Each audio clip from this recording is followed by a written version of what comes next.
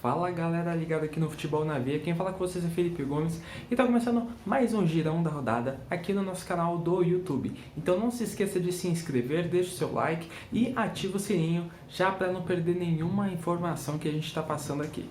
Então bora para as notícias com o primeiro jogo, o resumo e análise do Gabriel Yudi com o Santos e Bragantino. É com você, Gabriel. E aí rapaziada, tudo bem? Eu sou o Gabriel Yudi e eu vou falar um pouco sobre o jogo entre Bragantino e Santos que ocorreu hoje neste domingo, dia 8, às 18h15, horário de Brasília. Bom, o Santos e o Bragantino começaram uma partida muito mal, portanto no primeiro tempo não houve gols, porém houve uma dominância do time de Bragança, mas sem nenhum chute muito perigoso.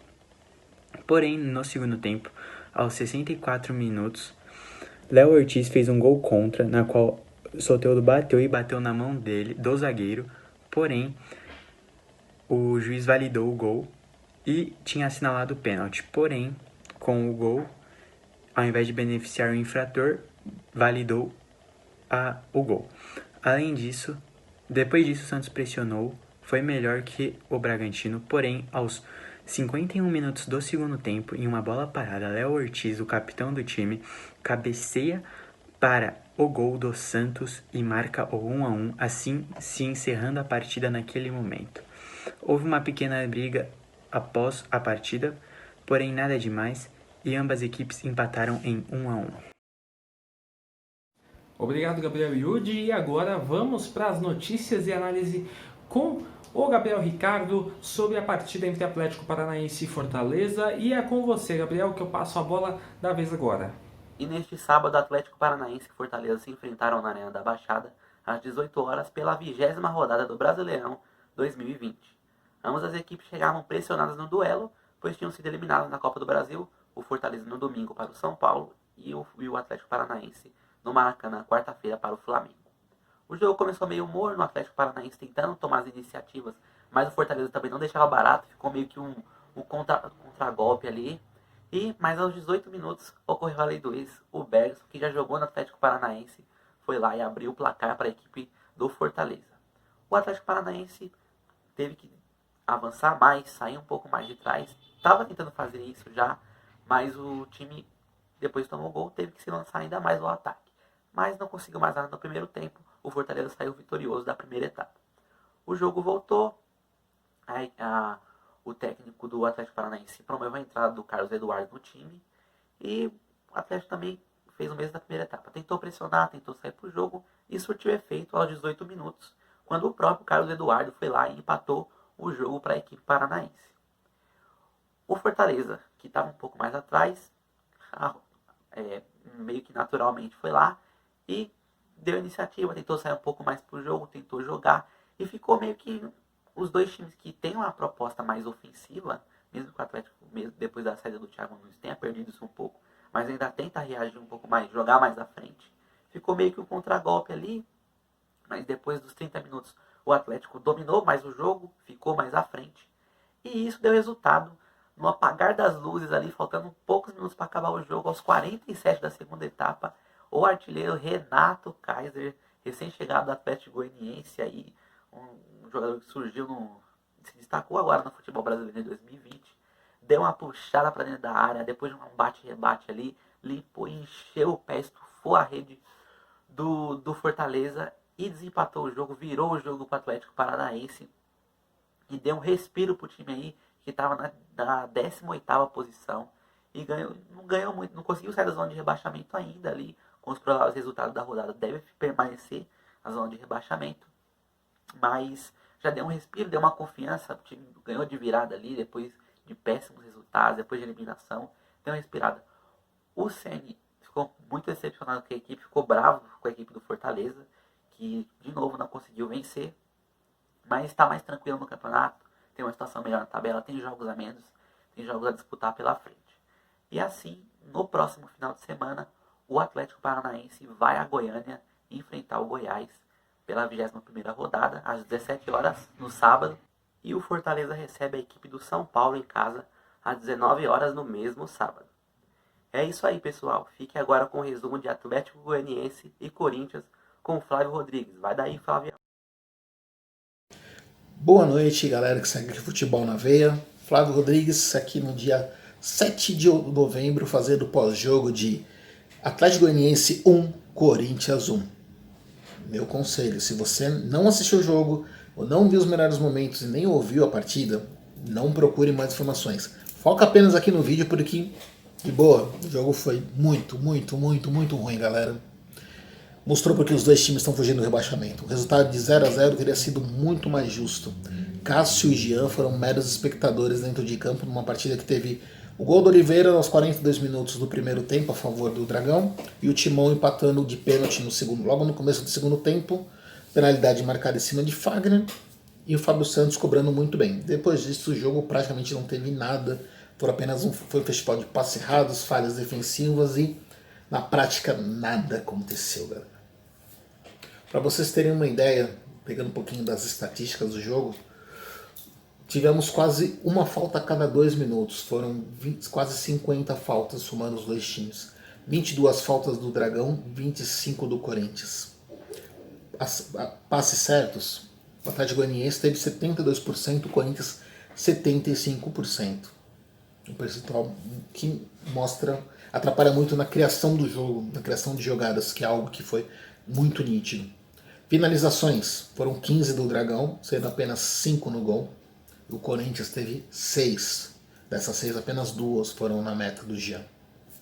Então, um empate de 1-1, como falei, um empate de 0-0 teria sido justo. Sim, porque o jogo em si foi muito ruim. Nas escalações isso também acaba tendo um pouco de detalhe. A gente consegue entender por que a partida foi tão ruim. O torcedor corintiano, óbvio que não deve ter saudades, mas o Janderson se enquadrou bem no esquema tático do Atlético Goianiense, vem sendo importante lá em Goiás. Como ele tem vínculo com o Corinthians na parte contratual, ele não pode jogar contra o clube. Então ele foi um desfalque importante para os donos da casa. Por um outro lado, o Corinthians teve um desfalque muito importante, o Casares, que vem se destacando desde que chegou ao Corinthians recentemente, como meia de criação que o Corinthians não tinha até meses atrás. Teve uma lesão contra o América Mineiro e deve ficar fora provavelmente até o final de novembro. A previsão era de 3 a 4 semanas. Então dificilmente ele joga as 3 partidas que o Corinthians ainda tem nesse mês. Na escalação, o Mancini acabou tendo mais outras mudanças, né, em comparação o time que jogou contra o América Mineiro pela Copa do Brasil, algumas mudanças forçadas por jogadores que não puderam atuar contra o América. Né. O Fábio Santos, que é titular para ele, acabou voltando no lugar do Lucas Piton. No meio de campo também voltou o Otero, que também não podia jogar pelo mesmo motivo, que já tinham defendido o Galo, voltou no lugar do Matheus Vital. No lugar do Casares ele apostou no Luan, depois eu falo do Luan. E no meio ele acabou também mudando, fez uma outra alteração, que foi a saída do Anderson para colocar o Gabriel. Vamos lá. Com relação às outras mudanças, acho que não vejo o Mancini com tanta culpa em algumas coisas, exceto no que ele fez no meio de campo. O Ederson não vem jogando bem. Isso é fato. Ele não vem tendo boas atuações no Brasileirão. Mas você tem o Camacho, você tem o Cantillo. De repente, se você quer testar alguma coisa mais ofensiva, você poderia ter 2 meias, colocar o Arauz e o Luan. Mas não, ele optou por um time totalmente marcador, um meio de campo que não tinha ninguém que sabia criar jogadas, com Gabriel, Xavier e Ramiro. Não culpo o Xavier, na verdade, acho que ele é um dos principais responsáveis pela melhora defensiva do Corinthians. A entrada desse volante novo, mas com muita personalidade, melhorou o setor defensivo do clube, do Timão. Ele está conseguindo fazer com que o Fagner tenha uma crescente nas atuações dele. Está fazendo com que o Marlon, que não estava nem nos planos do Corinthians, assim, voltou do Cruzeiro às pressas, está tendo boas atuações, e inclusive hoje é uma dor de cabeça positiva para o Mancini. Acho que hoje é um jogador que é até difícil você tirar do time, mas vai ser uma dor de cabeça com a situação do Gemerson. O Gil não vem falhando tanto quanto antes, e o Fábio Santos parece que nunca saiu do Corinthians, vem jogando bem. Mas aí o Gabriel pouco ajudou. Como sempre, ele tomou cartão amarelo e precisou ser substituído no segundo tempo. Para piorar, o Corinthians seguiu sem ter alguém de criação. O Luan, para mim, não é um meia criativo, mas ele em nada lembra aquele jogador que foi eleito o melhor do mundo, o melhor da América, desculpa, pelo Grêmio. Tá explicado por que o Grêmio não fez tanto esforço para manter ele, aceitou a grana do Corinthians de bom grado e por que ele não conseguiu ser vendido para o exterior. O Luan tem muita técnica, tem muito potencial, mas não assume a responsabilidade. Não é aquele cara que coloca a bola embaixo do braço, não é um líder técnico, não dribla, não cria jogadas, não tem passes importantes, não finaliza para o gol. Fica muito difícil. A questão do Luan, eu tô sendo muito. Eu tô muito reticente sobre o que pode acontecer com ele. Eu acho que ele vai ter agora esses 3 jogos de novembro. Espero, pelo menos, para poder de repente ter uma reta decisiva para ele. Mas ou ele toma vergonha na cara e fala, eu quero dar certo no Corinthians, ou o futuro dele vai ser longe. Caminha passos largos para entrar em uma das piores contratações da história, talvez abaixo do Pato, para vocês lembrarem, para verem como é que está a situação dele. Ele não está rendendo, não está sendo diferencial. Num jogo que hoje não era contra um adversário tão qualificado tecnicamente. Esse é um ponto. Eu já escutei, estava conversando com alguns colegas durante o jogo. A pergunta foi: o Corinthians hoje tem um time, é um dos piores times de todos os tempos? O Corinthians hoje é um time pior que o Atlético Goianiense? Primeiro, fato. Corinthians, eu já vi elencos do Corinthians muito piores do que a gente tem hoje. O time de 2018, por exemplo, que disputou a final da Copa do Brasil, se você olhar nome por nome, principalmente da defesa e do meio, o time de agora, pelo menos no papel, tem muito mais potencial. Não vamos esquecer, o Cássio é goleiro de seleção. Não está em fase de seleção, mas é goleiro que estava toda hora na seleção brasileira. Fagner disputou a Copa do Mundo. E era, até o ano passado, retrasado, um dos melhores laterais do Brasil. O Gil, muitos clubes queriam ter ele como zagueiro. Então, o Luan foi eleito o melhor da América. Então, se você olhar no papel, agora, o que está apresentando em campo, não. Atlético Goianiense, Ceará, outros clubes que estão abaixo do Corinthians vêm apresentando uma melhora, vêm apresentando um futebol mais consistente. Usando a Copa do Brasil, o América Mineiro desclassificou o Corinthians de forma merecida. A campanha que o América Mineiro está fazendo na Série B não foi com que jogou 2 partidas totalmente corretas contra o Corinthians. Sobrou. Quem classificou foi o time que mereceu. Só que aí também tem um outro problema que de repente pode dar um alento para o torcedor corintiano. Não é só uma notícia, por incrível que pareça. Porque a gente pegando aqui a tabela após o jogo de hoje, galera, o Corinthians ele temporariamente está na 9ª posição com 25 pontos. Pensando na parte de cima, vamos ser o top. Os Corinthians está no meio da tabela, está na 9ª posição, hoje aparece na primeira listagem entre os 10 primeiros, e está a apenas 5 pontos de distância para o Santos, que é o 6º colocado, o clube que estaria se classificando para a pré-Libertadores. Então, com 2 vitórias, o Corinthians hoje poderia estar na zona de pré-Libertadores. Sim, isso é real. Por outro lado, o Corinthians está a 6 pontos na zona de rebaixamento. Tirando o Goiás, que está com 12 pontos e está caminhando a passos largos também para ser rebaixado, hoje sofreu uma derrota de virada para o São Paulo no Morumbi. Você tem empatados com 19 pontos Bahia, Vasco da Gama, Furacão, Atlético Paranaense, Coritiba e Red Bull Bragantino. Desses, apenas o Atlético Paranaense jogou. Ele ganhou também hoje, finalmente depois de uma sequência longa de 100 vitórias, ganhou do Fortaleza em casa. Então, o Corinthians também não volta para a zona de rebaixamento tão cedo. Depende muito do que o clube vai apresentar nesse mês de novembro, que vai ser, para mim, decisivo. Se o Corinthians vai disputar algo mais no Brasileirão, vai poder sonhar com Libertadores, ou se vai disputar dezembro, janeiro, fevereiro, só com foco em fugir do rebaixamento. E a sequência não é tão fácil, porque o Corinthians no próximo sábado, dia 14, vai ser feriado, recebe o Atlético Mineiro na Neoquímica Arena, numa partida que não poderá contar com Fábio Santos e Otero, que também por questões contratuais não podem jogar contra o Galo. Na sequência, o Corinthians recebe o Grêmio na Neoquímica Arena e termina o mês de novembro visitando o Coritiba em Curitiba. Dependendo, essa sequência vai ser extremamente importante, galera. O Corinthians vai decidir. O ideal seria ter pelo menos uma vitória e 2 empates nesse jogo, pelo menos 5 a 6 pontos nesses jogos para poder, de repente, respirar de vez, até porque você conseguir um bom resultado contra o Galo, contra o Grêmio, contra times mais fortes, e contra o Coritiba, que é um adversário direto, pode realmente colocar de vez o Corinthians no meio da tabela para cima, ou pode afundar o time e falar, não, vocês estão aqui ameaçados seriamente pelo rebaixamento. Não imagino que deva vir nenhuma contratação assim, principalmente para o meio de campo, que é o setor mais deficiente do time nessa reta final, principalmente algum jogador exterior. Mas o Andrés também às vezes tem umas loucuras, de repente pode ser que ele consiga convencer algum jogador, eu não imagino, mas pode aparecer alguma surpresa. E aí o pessoal do Futebol na Veia, se aparecer alguma coisa, a gente vai estar comentando, vamos estar fazendo alguma análise para poder falar de algum reforço, mas caso contrário, é esse time que vai disputar a reta final do Brasileirão, com o reforço do Jonathan Cafu, que não é um jogador que empolgou a torcida, mas pode ser que de repente resolva, seja aquele jogador de lado de campo que pode começar a fazer um pouco da diferença. É isso, galera. Bom, não se esqueçam de estar se inscrevendo aqui, ativar as notificações daqui do canal. Pessoal que segue a gente no Instagram, obviamente siga aqui nosso canal do Futebol na Veia.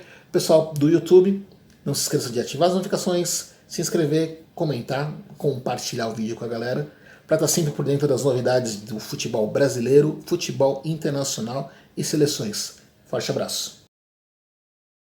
Obrigado, Flávio. E agora vamos para a análise e o resumo da partida entre Fluminense e Grêmio com o Leonardo.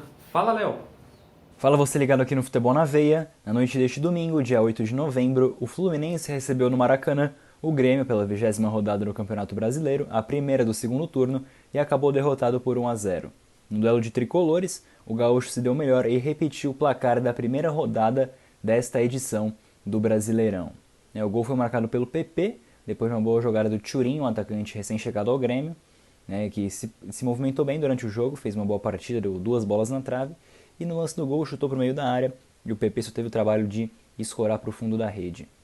O Fluminense criou até uma oportunidade ou outra, mas parou em boas defesas do goleiro Paulo Vitor, principalmente ali uma cabeçada do Fred depois de um escanteio, o que seria um empate do Fluminense. O Grêmio, depois do gol, teve mais tranquilidade para trabalhar, para jogar, e explorava mais os contra-ataques e os erros da marcação do Fluminense, que hoje não foi muito bem. Saga tricolor das Laranjeiras.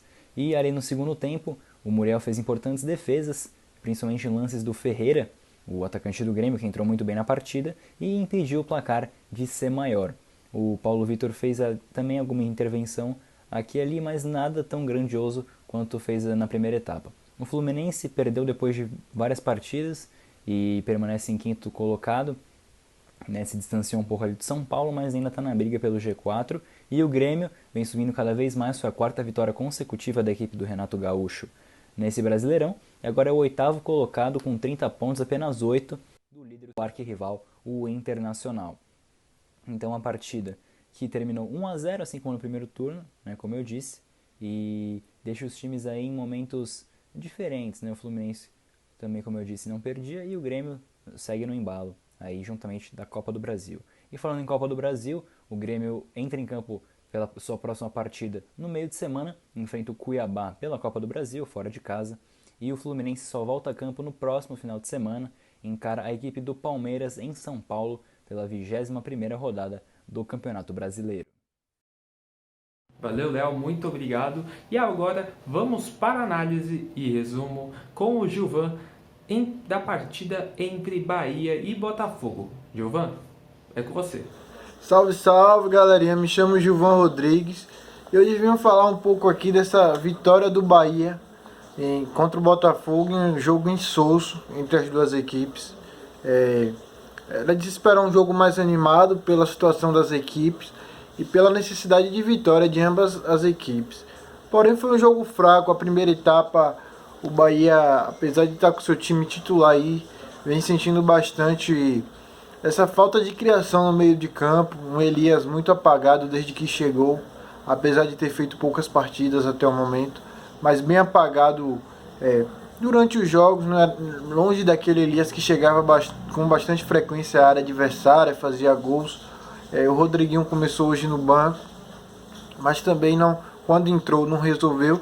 E o lance de maior animação na primeira etapa foi justamente um gol do Bahia. Contudo, o juiz deu anulação após Nino Paraíba cruzar.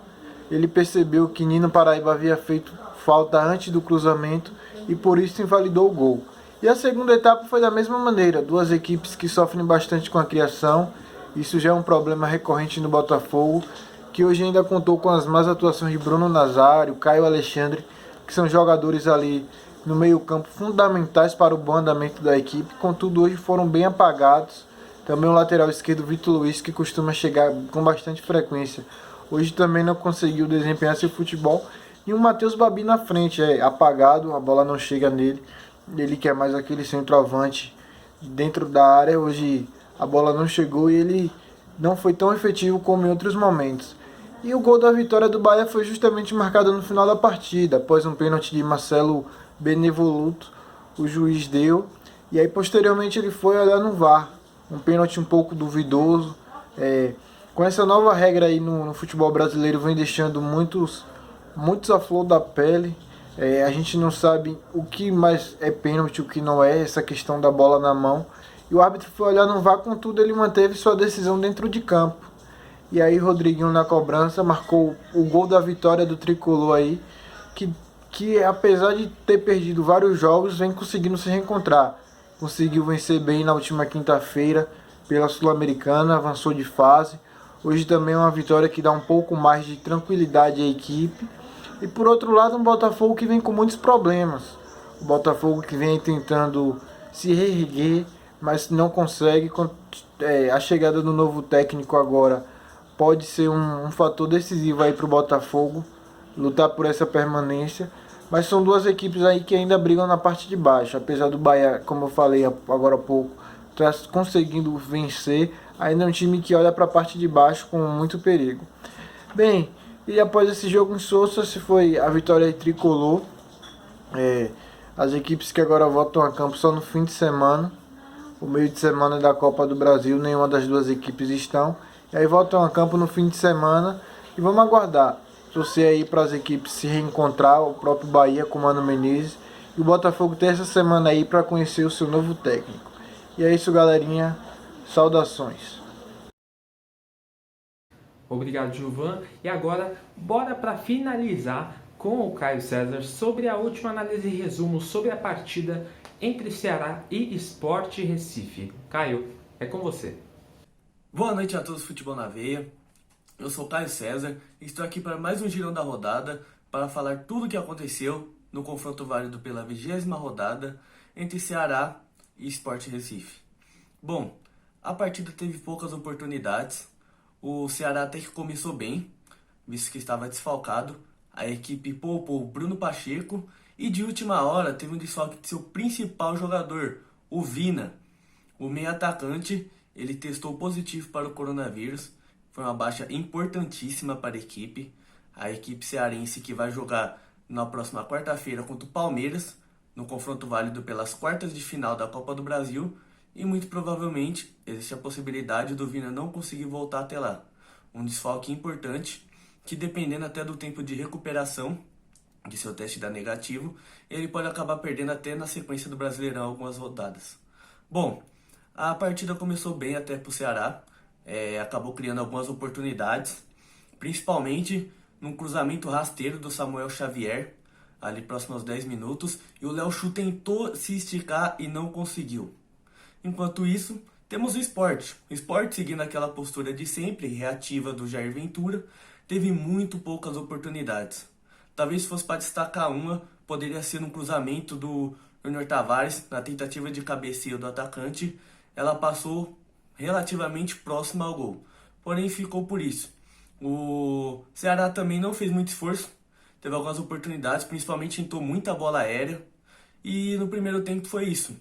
Já no segundo tempo, o Ceará voltou bem, assim como no primeiro. Foi uma característica marcante nesse jogo da equipe comandada pelo Guto Ferreira, de começar bem, depois foi desgastando, talvez até diante da Copa do Brasil, as partidas sobrecarregadas que está tendo. Bom, a principal chance do jogo ocorreu logo no começo da segunda etapa, com o atacante Charles. Ele teve uma chance, num bate-rebate ali na zaga, a bola sobrou para ele chapou, bateu no travessão. O Lampoli estava vendido já na jogada, não tinha o que fazer, porém o gol não saiu. A equipe até tentou mais algumas vezes, teve algumas oportunidades também, porém abusou muito da bola aérea, principalmente ali no finalzinho.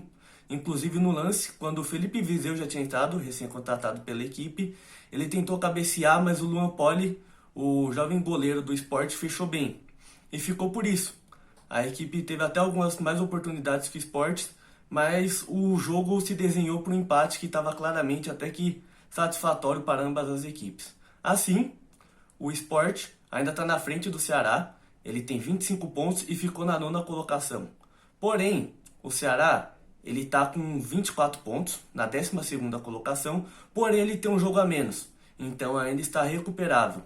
Bom, o próximo confronto do Ceará é contra o Palmeiras, como eu já tinha dito, e é essencial, é o jogo fora de casa que pode definir tudo.